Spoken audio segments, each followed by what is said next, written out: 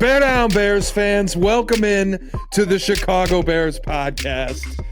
We're doing, and listen, Pat, you're a wonderful addition to the team here at ESPN 1000, but you don't get to participate in spring trading. I don't. Everyone else did, though. And I took so much offense to the keyboard warriors saying I'm unprofessional for being on my phone that I went ahead and printed out my notes, people. I went ahead and printed out the topics, the things I wanted to talk about so that I could be a little bit more professional and buttoned up and prepared. Maybe we get a desk right here, too. Maybe eventually we do that. So now we're doing a bit, if you will, spring trading on the Chicago Bears podcast, and I will take the reins today. I love it. I'm in the driver's seat. You're me. I get to sit back. I'm you. This sucks. Yeah, there you go. Let's see what else we got. Winner. DeAndre Swift, get him out of my town. I like that one. Yeah, that was solid. I'm still holding on to that. I'm not. I'm kind of with you on it, but Ben Johnson's in on him. Chicago Bears podcast. Is he? He's got to be this year. $8 million. He's going nowhere, bud. Chicago Bears podcast is brought to you by Advantage Dealer Group. Find your next Chevy, Toyota, or Acura and drive off in under 60 minutes, or they'll make your first car payment. Also brought to you by the Hard Rock Casino in Northern Indiana, located 30 minutes from Soldier Field, I-80-94, exit 6. Yeah, you want to play a little blackjack, play some slots? Yeah. Do what you got to do. Hard Rock Casino, Indiana. I love it. All right. Big news over the weekend. Bears extend Kyler Gordon. It's a 3-year deal worth $40 million, $31.25 million guaranteed. No details on how the cap hit works out and all of that. That's kind of where I want to start. But it's Ryan Poles' first draft pick. It's his first pick to get to his second contract. And what's the impact of it? Well, this year, Bears are left with about $10 million in space the rest of this offseason. And any remaining improvement at this point is going to be through the draft. There's not enough money left because you have to have reserved spots for draft picks and all the things you have to take care of. They're not going to go wildly over the cap through the draft. There's not enough money left to meaningfully improve in free agency, nor are there really players out there. But instant reaction, Kyler Gordon gets extended. I dropped the breaking news video on it yesterday. I think this is the right move, and I respect how Ryan Poles did it. He essentially allowed Michael Carter II to get his deal, allowed Petrie to get his deal, and then said, okay, those are the guys who are your contemporaries. This is where the market is. Now we're going to pay you and make you the highest paid slot corner in the NFL, which is still the 21st, I believe, highest paid corner in the NFL. So you're not breaking the bank for Kyler Gordon. But there's only one guy, and I don't know if you remember this, Shea, but Dennis Allen's opening press conference. They just asked him about, what do you like about the defense? Oh, I think there's some good pieces here. I think we got some guys up front. We're going to have to make some adjustments here. Let me tell you about this Kyler Gordon guy. Oh, I love Kyler Gordon. He was all over him. Kyler Gordon. What do you think about Jaquan Brisker? Again, Kyler Gordon. That's the guy. So you paid and gave Dennis Allen the guy that I think he loves in this defense. There's always going to be one guy that gets that love. It seems like Kyler Gordon's the guy that he views as, I can move this guy anywhere on the field and make something happen. Yeah. And I like that. There's a reason for it. Dennis Allen historically, at his time in New Orleans, used more nickel than anybody. Yep. He loves a nickel corner. He loves a nickel blitz specifically. He likes to be creative, getting pressure. Kyler Gordon fits that bill. To your point, I think this offseason we're seeing Ryan Poles and really just the front office in general build based on what they think will be valuable for their coaching staff. And I think there's been a lot of coaching input on the way that they're building out this roster. And even the people connecting dots on the 1920 football drive with Dennis Allen asking, where's he fit? And Mason Graham's on the screen, and people think they're talking about Mason Graham. It was either Mason Graham or Stacey Dales. Look. One or the other. I would just say, and I don't think they're drafting Stacey Dales. No disrespect. How'd she get off the edge? No disrespect, but I don't believe that they're drafting Stacey Dales. Great on a basketball court. Listen, phenomenal athlete. But got a great history. But on a football field, no. I think that when you look at what kind of has become the focal point of the draft conversation, which is weapon, Tyler Warren, Ashton Genty, or line of scrimmage, but it doesn't feel like offensive line. I know everybody's still Will Campbell. If he's there, you take him. I think that's mostly true, but we're hearing a lot more now about defensive tackle being a piece that's needed. And I think that when you break it down, if you power rank it, if you had to, and it was like running back, tight end, defensive tackle. It feels like they are pulling from their coaching staff to figure out what the position of need is. Where's the biggest spot we got to find someone personnel wise? Yeah, and listen, that's how it should be. And I don't know whether it was Ryan Poles just completely being oblivious for the last few years that, hey, the offensive line is important, or if he was listening to Matt Eberflus and saying, okay, what do you need to make this team work for you? I think when you look at some of the draft picks, you can kind of see both in there. And now the punter pick that's never going to make sense in any world. But for the most part, it does seem like he was trying to give Flus kind of what he needed. And Flus maybe just didn't know what he was looking for. Seems like Ben Johnson, Dennis Allen, those guys come in and they know what they're looking for. There's a lot that's already on this team. And we heard from Matt Miller in an article that got dropped, I think, on Thursday, that the Bears are, if they were to go the Ashton Genty route, that they love some of the defensive pieces in this draft, that they may even try to trade back into the first round. Yep. Viewing defensive tackle as the most important position. And that, to me, I think is kind of, again, Dennis Allen, knowing that you need that pressure up the middle. And I still think you need the guy opposite Montez Sweat, and you've added a lot of pressure up the middle. But do we feel like any of those guys are the answer up the middle right now? Grady Jarrett, great player. He's on the back nine right now. Andrew Billings was a pass rush demon. He's 29 years old. Is he going to be that guy again? Do you want him to be that guy again? Because the run was atrocious last year. What is Gervon Dexter? I think if you can go out there and find an answer at that position, that's why you look at kind of where the coach is and what the coaches are saying and say, okay, they kind of understand where the modern NFL is, where these young quarterbacks are all affected by one thing. I think pressure off the edge, not to say you get over getting hit, but eventually you can see it. Pressure up the middle, you can't do anything about. And I think that's how the Bears feel. But it's the shortest path to point B is straight line. Yeah. And that's you're closest to the quarterback when you're lined up over the middle. If you can disrupt the pocket or break the pocket from the defensive tackle position, nobody's stopping you. Yeah. Did you see, boy, why am I blanking on the name? You just said it. Gervon Dexter. I'm sorry. It was a long weekend for me. Did you see Gervon Dexter over the weekend taking the cheese on social media and saying he will not play edge? I did not see this. He's not, well, hey, listen, he's still too big. I know a lot of people look at the picture. They took a picture of him, and he literally put this out there because everybody's like, I told you Gervon Dexter could play edge. Look at him slimming down already. It was like Dennis Allen hasn't been here long enough for him to cut that much weight that it looks like he's cut in the picture. He literally came out. He's like, I'm the same height and weight I was at the end of last season. Like, it's just a weird angle. Listen, you take the bite on the fans saying what they want to say. It is what it is. I do think there's a world, like if you get a Mason Graham that's an instant starter at the defensive tackle position, you find a place for Gervon Dexter. And could that be certain snaps where he's lined up outside? Sure. As far as the Kyler Gordon thing, investment for the future, I mentioned you're at $10 million now. You could change that number. More on that in a little bit. But in the future, next season, they don't have details on Kyler Gordon. It hasn't been sourced yet what he's going to make per year. I'm kind of guessing it'll be in the 10 million range as far as cap hit in the first season of the extension. That'll put the commitment to Kyler Gordon and Jalen Johnson alone north of $30 million against the cap in 2026. Does that take you out of thinking you could draft Will Johnson?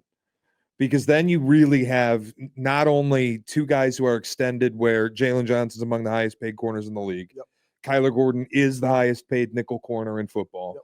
And then a first round salary guarantee to Will Johnson as well. It's so much financial investment in the secondary that I start to hesitate. Is that the right way to build a roster? I think we as fans and really just a certain section of the fans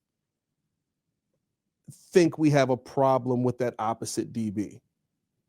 Tyreek Stevenson's problem last year was not when he was going up against number twos. Now, the extracurricular stuff, if we're being honest, the extracurricular stuff more times than not ended up working in the Bears' favor than against them as far as getting in a wide receiver's head, causing him to have some, I'm sick of you. He throws a punch at Tyreek. Oh, Lord, I just got killed. And the Bears get a flag. But the big one that sticks in everyone's mind, the one that's going to live on forever, is you taunting the fans. If there is no taunt of the fans, and if Tyreek Stevenson gets to guard the second best wide receiver on the team, every single rep, I'm okay with that. The issue with Tyreek Stevenson, I feel, is not that he's horrible in coverage like people have put out there. It's, hey, he's not a number one corner on the team. And that's okay, because right now for the Chicago Bears, he's not your number one corner on the team. Now, if we get to a point where, we're down the road and Jalen Johnson is at the end of this contract, are you going to re-sign him or you're not? That conversation comes up. You need a new number one. I think I'm drafting DB then. But I don't know if we're there yet. Like, I'm not out on Tyreek Stevenson as the number 2 guy. I'm not either. And I'm especially not out because, look, last year was a lot of Tampa 2, cover 2, Eberflus, ton of zone coverage. Not aggressive at all. Dennis Allen's going to run more man. Yes. There will be more man concepts. You'll have opportunities where Tyreek Stevenson's one-on-one with or without safety help outside on the number 2 receiver. Jalen Johnson's going to get opportunities as a lockdown guy. If you go and get Will Johnson, I think people are enamored by this idea that you could have Jalen Johnson as your lockdown true number 1. You get Kyler Gordon in the nickel. If Jaquan Brisker's healthy, you have an elite box safety. Kevin Byard's still here. Yep. And then you add Will Johnson opposite Jalen Johnson.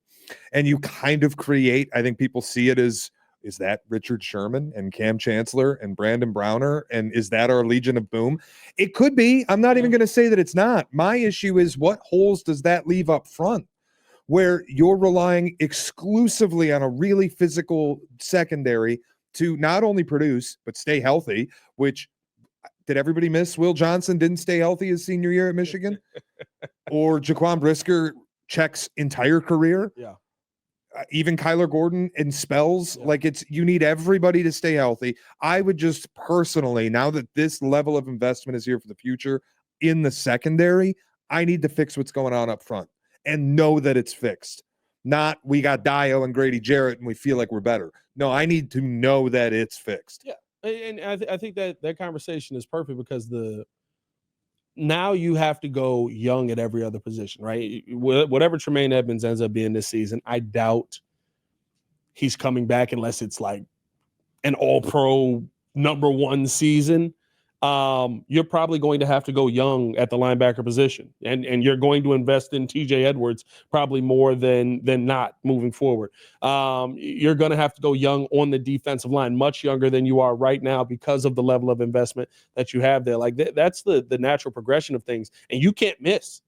No, like if Ryan Poles misses on going after a young defensive tackle or a young defensive end, you got what you got right now. Like, you're not going to be able to go out there and spend all this money to fix that position next year in free agency. You have to get it right through the draft. And that's where I think, spending the money in the DB room to me was a signal. And we've talked about it a little bit, but it's what Ben Johnson said. This is not a ramp up year. This is not a figure it out year. They want to win 10 plus games. Yeah. They're not trying to take this slow. Kyler Gordon is here for 3 years. Yeah. I need him in my defense for 3 years. And the important thing is they feel like they can win 10 plus games right now. They feel like the talent is there. I think there's a little bit of ego from the coaching staff. Yeah. Which is, and I'm not saying it's a bad thing, but I think they're coming in and you look at the roster, Ben Johnson even saying he wanted to be here. So much so he spurned the Commanders in their interview process a year ago, because this was the job he wanted and he felt like he could get it. I do wonder if there's a little bit of, from these two coaches, okay, the last guy had no clue how to use this roster. We know how to use it. There's talent here. These players are good, and we can put them in the best position where they can succeed. That can be all the difference in the world. Yeah. Well, I mean, listen, you got to think about it, Shea. Even with last year's coaching staff, right? 2 of these, and the Bears are a 7-win team. 100%.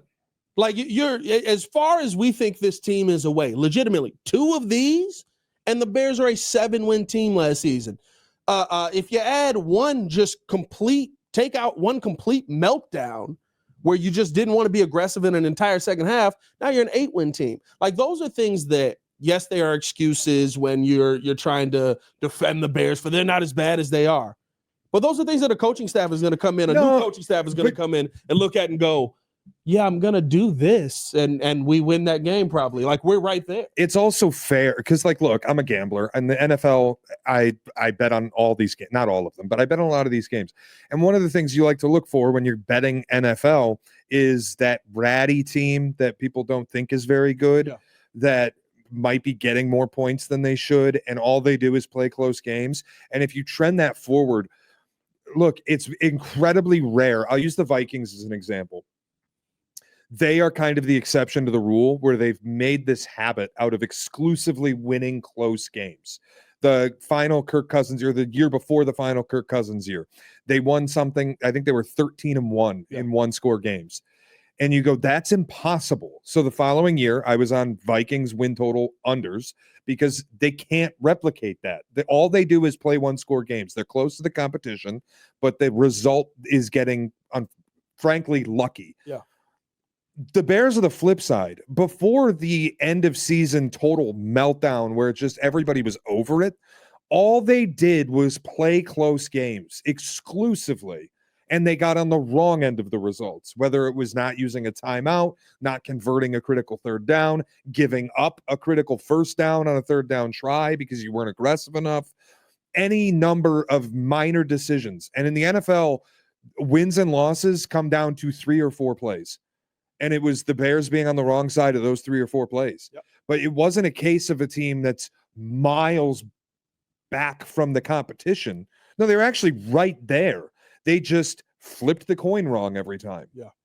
That's the thing, really. Yeah. So legitimately, if you get a head coach and a defensive coordinator who turn the odds into 54%, you're going to get the coin flip right rather than 46%. Well, that might be the difference in 4 or 5 wins.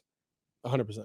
No, and I think the thing is too, Shea, like where we're at right now is when I look at last season, and trust me, I've gone back this offseason to watch and be like, what do we really need to improve on? There are, and I think me and you kind of on the radio for sure and on the podcast, just there are just these like common sense moments of just common sense football. Just this is what you should do in this moment, no matter the situation, that Matt Eberflus missed, right? Time running down. You're not going to help your young quarterback in Detroit. Just let him air the ball out. Oh, you also let him audible the play at the line. Like at no point did you think, hey, let's rack this up. Like there were so many of those moments where it's just like, that's not even like he made a tough call and it was the wrong call. That's you just made the wrong call. And as Caleb Williams talked about, and then stood on it. Yeah. In the Esquire article where he's like, that's kind of where we all were like, the belief is gone there. It was brain dead stuff. I mean, to say that the yards don't matter, the play before the Hail Mary. Don't matter. What do you think the locker room reaction is when you're like, guys, we played that the way that we wanted to play it? And everybody else is like, no, we didn't. Yeah.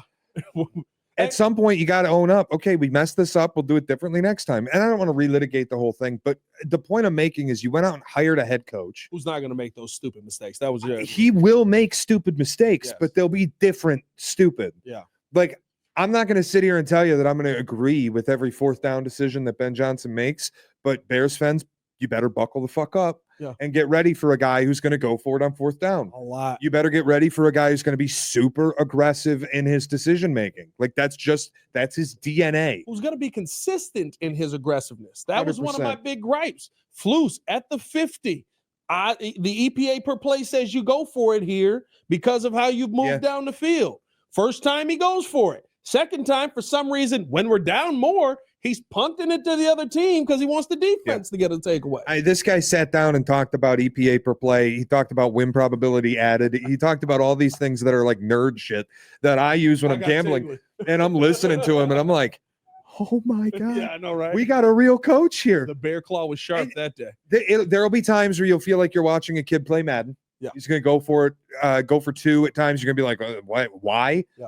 And it might cost you games, but it's the thing that I've said about people who will tell me that Dan Campbell's terrible. He makes these awful decisions that cost him games.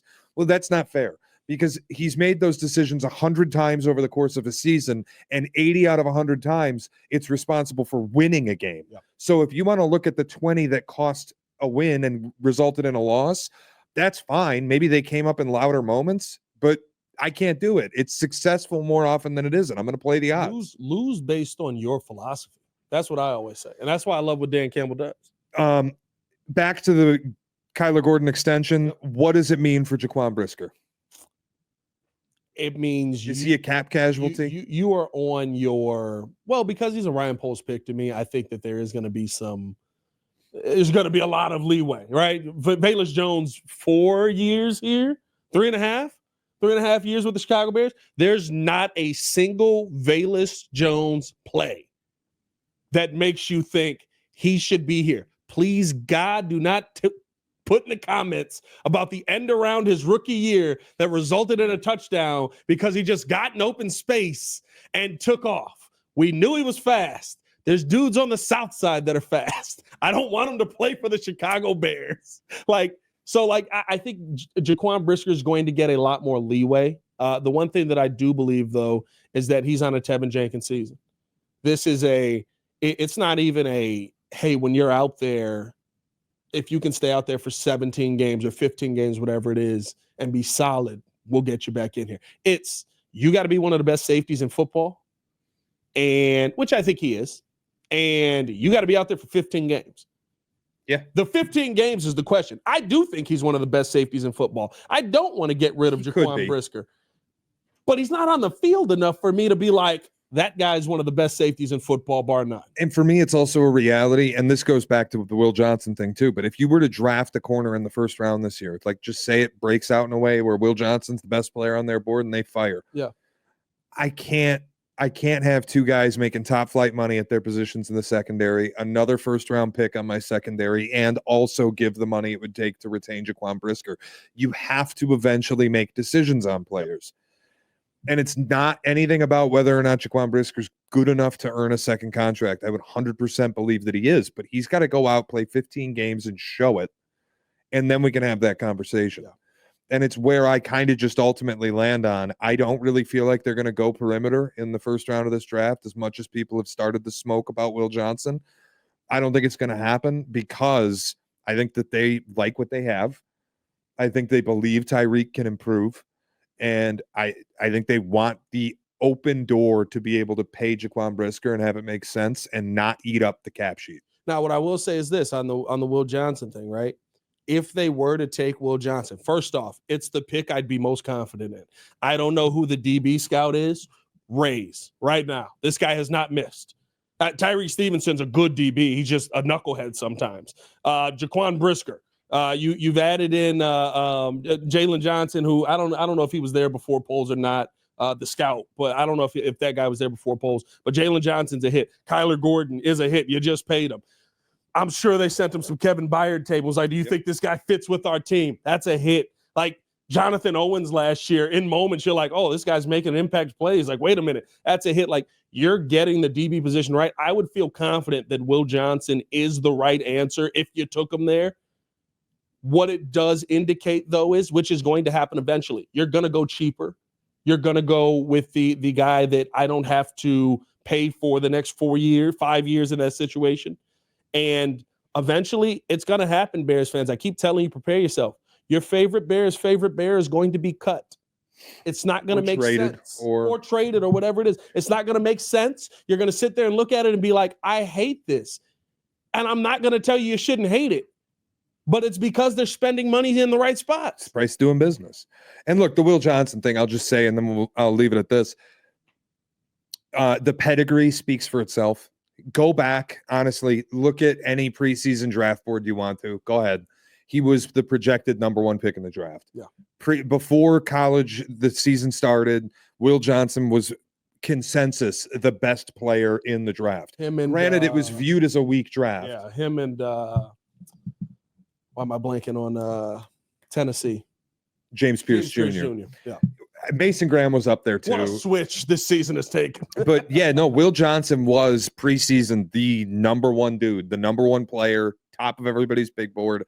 I think he played 5 games. He got an injury, struggled to come back from it. And then frankly, in my opinion, decided I'm not coming back and getting hurt worse. I am chalking it up.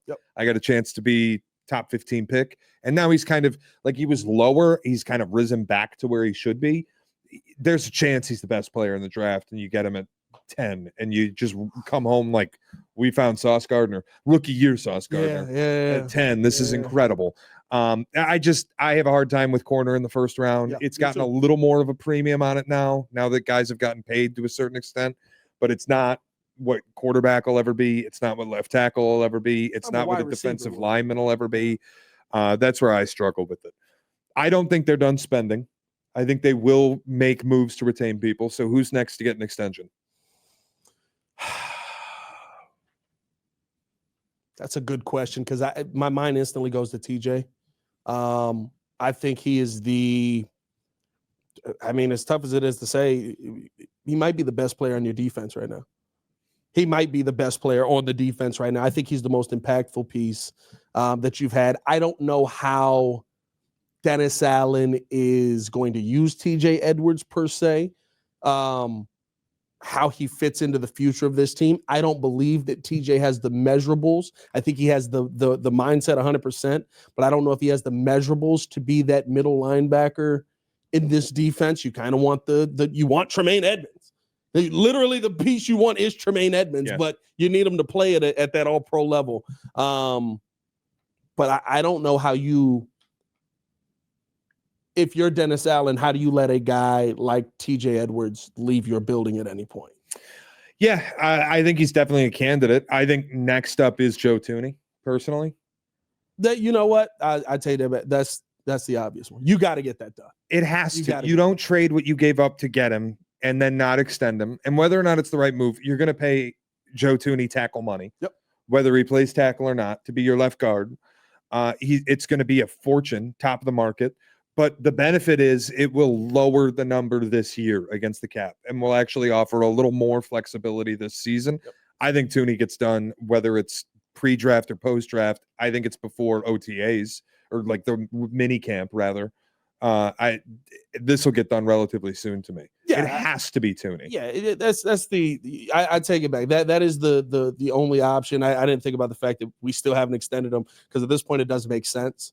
There's no other guards that are going to come off of the market that you're like, oh, well, maybe he resets the market off of that. Like, and I know it takes time to get these things done. Listen, it only made sense to re-sign Kyler Gordon, and it took this long to get that done. Yeah. The guys I think it makes the most sense for it, like you said, TJ Edwards, Jaquan Brisker is certainly a candidate for it if they choose to go that route, but I doubt it. The way that they treated, I think they let him play it out. The way they treated Tevin Jenkins, I just don't think they're going to do it differently with Jaquan Brisker. And I think they probably like Brisker better as a player. Yeah. But the reality, the reality is you got to prove that you can be healthy.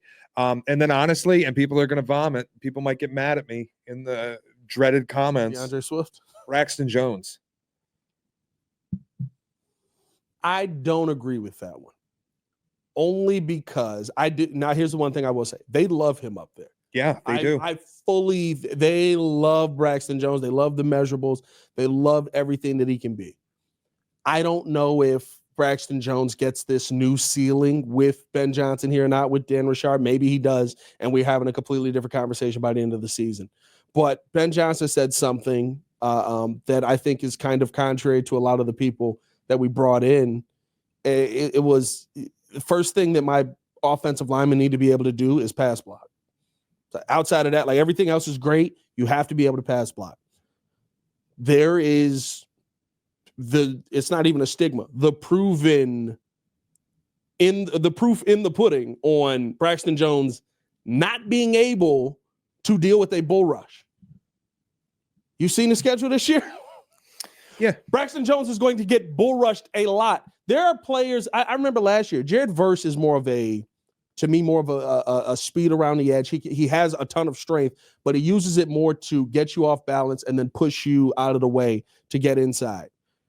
Jared Verse, a rookie, for an entire game, looked at Braxton Jones and said, I'm going to go through your chest, and hit Caleb Williams 4 times, and 3 of them got called back for penalties out on the other side of the field. I don't know if Braxton Jones is a part of this team because of the pass pro aspect of his game and the fact that, being real, they've kind of tried to replace him for the last 2 years. You just haven't gotten better. Have they tried to replace him? A 3rd-round pick in Karana Magaji, I think, is trying to replace him. We don't like the result of it, But you don't draft somebody in the third round. Well, maybe Ryan Poles does. You don't draft somebody in the third round if you don't expect him to be a player on the team. I don't think that's totally fair. I think the third round, Karana Magaji was a depth pick. There was talk about him needing to kick inside potentially too. And I think that it only looks the way you're thinking because we still view Braxton Jones as a 5th round pick rather than as a starting left tackle on an NFL team. Yeah. And whether you like it or not, Ryan Poles loves him. People seem to like him at Hallis Hall. Yeah. He's a Ryan Poles pick. I think it's a feather in his cap if he gets a second contract on a player that he found in the 5th round. I think Braxton has been fine. And I also am willing to live in a reality where, guys, if you want to help me out, who is the dominant left tackle in the NFL? I agree with that. Go find me the dominant guy. Go find me the left tackle that you look at and you just go, this guy, nobody gets by him. Find him. Oh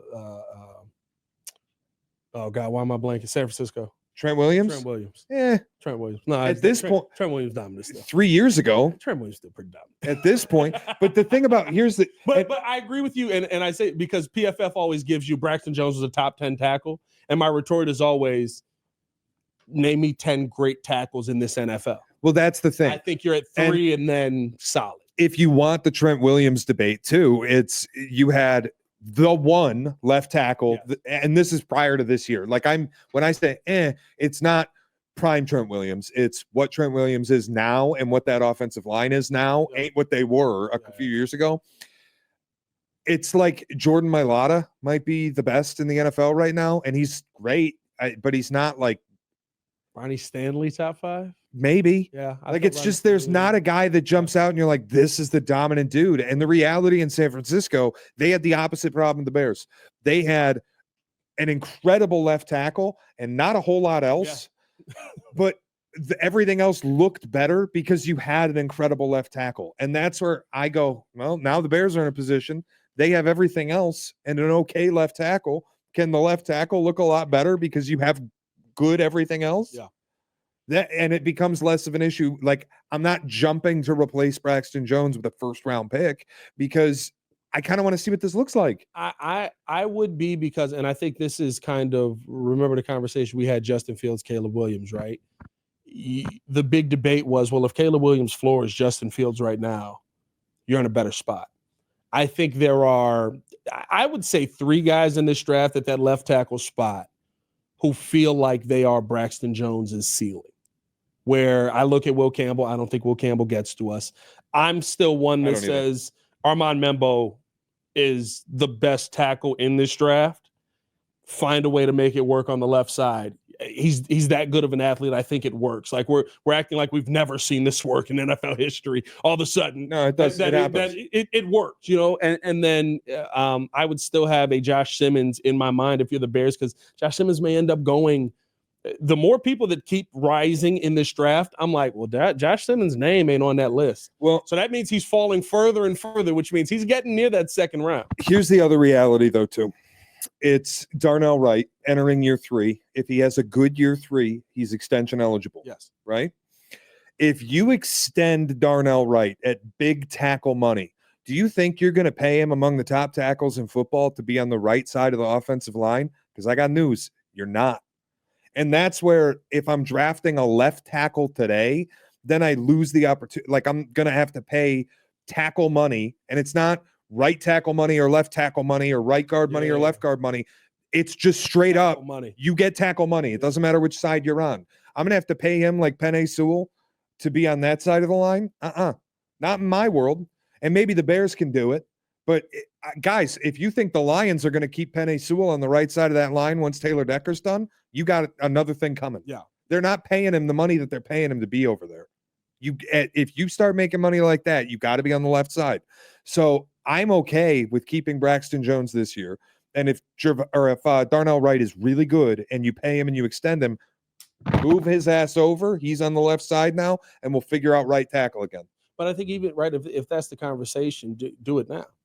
Like if you're going into this, because Ryan Poles knows in the world where you take Membu, sure. Well, the fact that Membu's on the board, right? Like if this is the world where you're living in and you get down to 10, and listen, 10, I think there is still some good talent. I think there's some question mark talent there, right? It's like, this guy's going to be good no matter what. Is he going to be great? Mike Green. I feel like Mike Green's going to be great. A lot of people look at him and say he's going to be solid, right? Yeah. He's going to be more of a pass rusher than he is a run stuffer. I think that's insane. He resets the offensive line. But like, good right now. Is he going to be great? Armand Membo. If he's on your board and you look at him, he's like, this guy's going to be a great right tackle. If you move Darnell Wright over, we can have the same conversation. If Darnell Wright is Braxton Jones' ceiling at left tackle right now, and he can get better at that position because he has all the measurables, has all the skill set, has all the IQ to do it, and is just freaking talented. He's been the only talented offensive lineman you've got outside of Tevin Jenkins, and he's been dead for half the season. Like, those are the things to me where it's like, it just makes sense for you to do that now and get the best player available that you can in the draft, which if Membo's there, he's going to be one of those guys. I've come around on it more because I'm somebody who thinks if Darnell Wright is who you expect him to be and you pay him, you put him on the left side anyway. I've come around more on, okay, let's do Membo. Yeah. My problem is that paying them both will line up a little closely. And look, I get this is down the road thinking, and it's me doing my best to play GM in the NFL. But if I got to pay Membo in 3 years, then I'm going to pay two guys to be my tackles. It's not how the NFL works, man. You get one. No. You pay one top flight tackle, and then you figure out the rest. You know, the weird thing is, though, the one thing that I am not worried about with Ryan Poles in the slightest, and I think this Kyler Gordon deal, once we figure out years and stuff like that, will play out that way. Ryan Poles is one of the best forward-thinking GMs when it comes to contracts in the NFL. They still have like $80 million in space next year if they want it. And $80 million in space next year. And that's counting the Kyler Gordon extension. If you hold on to all of these pieces here, most of them can be off the books if you need them to, or restructured in 2027. Guess who you're going to have to pay in 2027? Caleb Williams. You're preparing for him to be the best guy. Even how this Kyler Gordon extension is, it goes till 2028. I will guarantee you one thing. There is going to be an out in that 2028 contract that if the Bears need to cut money to pay Caleb Williams, bye-bye Kyler Gordon. And I love him here, but again, the quarterback rules all. And so I think that even having to pay Darnell Wright, even having to pay Armand Membo, if it is close, the only thing I really trust Ryan Poles with is figuring out how to make that contract work so that the future of the Bears is not screwed in that situation. And that's fair. And it's why he gets paid the big bucks to figure this shit out, frankly. I'm not ready to give him a whole lot of credit for it because all he's done so far is give himself outs. Like, he's just every year you have $90 million in cap space. I would hope that they don't enter next offseason with $80 million in cap space because it will mean they got some of these decisions right. Yeah. And at some point, that's more important than like every offseason. We have the ability to win the offseason because we're so flush with cash. Yeah. I don't want that anymore. But I mean, even getting the decision right, though, right? Even if you get the Grady Jarrett decision right, if you draft a defensive tackle who's better than Grady Jarrett, and I can get off of Grady Jarrett's money, Grady, appreciate you playing here for the year. Love the accountability you brought to the room. Hope you do great with your next team. Like, that's kind of how a lot of these contracts are set up. And I that's think been his that specialty. is valuable. It's been his specialty. Yeah. Like the past few years, it's the Yannick Ngakoue type deal. It's the 1 year guy that you bring in and you know the money's not on the books long term. It's not going to hurt you, but if they're really good, maybe you can keep them around. You just build yourself outs with short-term players. Yeah. I would like to see more serious long-term investment, and I think they did that this offseason, and it's part of why I believe in it. But a big part of that is now you got to extend Joe Thuney. Yeah. Whether we like it or not, we're going to swallow a big number on it. That's the next thing that's got to happen. And also draft Mason Graham. I'm going to say it on every day from now until the draft. I'm wishing this into existence. The Jaguars may screw us over on that one, but no, we are getting Mason Graham. I love it. Listen, I think that's the impact piece that the Bears need. In the middle, they say they love defensive tackle. I think there's some really good defensive tackles in this draft too. Walter Nolan, which I think makes Mason Graham that much better. Listen, there's also a world where they make a move at the top 10 pick and do whatever they want with it, whether it's Genty or Tyler Warren, whoever, and trade back up into the first round and take Kenneth Grant. I'd be fine with that. I like Kenneth Grant. Kenneth Grant's a good player. I like Derek Harmon too. I'm not gonna lie to you. I like Walter Nolan. Talk about a guy who just beats his man on the other side. Shout out to that was that was nuts. But I stand by it actually. You know what I mean? It's a pause, but I stand by it. No, it's just there's a lot of talent there. Are you living in this world where the Steelers have fallen so much in love with Shadeur Sanders that they try to trade up to get him? Trade up with the Bears? Possibly. Sure. If he's available still. That's a long way, 21 to 10. Do you think that's a move that that the Steelers are even willing to get done? I'm not even sure that Shadeur is going to be past 2. Really? Yeah. And I know, like, I've wavered a lot on this. I think all of NFL media has. I just think it's hard to believe that Cleveland is going to pass up on a corner or on a quarterback, excuse me. Like, it's just this idea that they just paid Myles Garrett and they want to keep Myles Garrett around and they've got some pieces in place and they were just a 3-win team and they're picking at the top of the draft and they're going to skip on quarterback after their ownership came out and said, we know we screwed it up. Yeah. We admit we made a terrible decision. They're going to skip on quarterback, really? See, here's the only reason I would, though, because the big problem is you re-signed Myles Garrett here. If you get Shadeur wrong, there is no hope. You're stuck for 5 years with Shadeur. So that chance is one I don't think that the Browns can take that high. Now, if you want to talk about, because I think if the Browns don't take him, he's going to fall near 21. Browns got picks. If you want to trade back into the first and maybe try and get him later. No.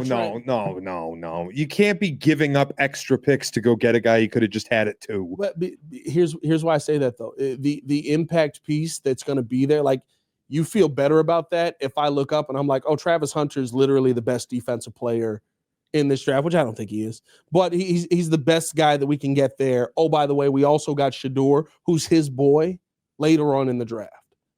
Like, I think that's a world where if you're the Browns, you can live in that world because you do have Myles Garrett, who's just going to make things easier on everyone on that defense. I don't know. The closer we get to this, the more. You got Tevin Jenkins. I'm sorry, that was too far. I'm also someone who believes, like I heard Wilbon talking with Sylvie last week saying you should pay attention to the draft as late as you can. Like once it's about to happen is when you should start paying attention because then you get the best information. I've long believed the opposite, that we typically convolute and overthink this process so much that if you just go back to where it was at the start, you'll have a clearer picture. And I really have a hard time believing that Cleveland's going to look past quarterback. I do. I really do. I just like they're going to hinge because what happens if Cleveland they don't brought in Shadeur though? I don't think Cleveland's brought in Shadeur. What happens if they don't get him? I think they had him on a visit. Did they? I didn't think that Cleveland had Shadeur on a visit. Maybe I'm misremembering. If they pass on like this is if they're wrong on Shadeur, it's going to be loud and it'll be terrible. But if they're right, you change the dynamic of your franchise by orders of magnitude more than you would at any other position. Yeah. And if you choose to not take him on the hope that you'll be able to trade back and Pittsburgh jumps you and goes to 10 and grabs him, and now you're hinging your future on Jackson Dart or Tyler Shuck out of Louisville, or like, no, come on. I'll tell you what. Does the golden child stay home? The Will Howard stock is rising late here. Boy, oh boy. Does the golden child stay home? No, you know what? The one I wish people would start talking about is Kyle McCord. Yeah.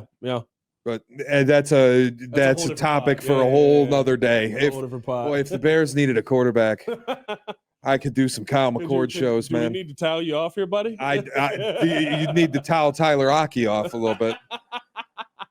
Pride of Syracuse, Kyle McCord.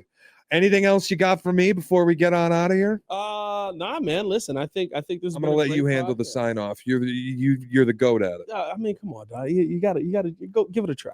I don't even know what the words are. This is typically where I'm like, oh, I just did 4 hours of content today. I can stop listening and stand up.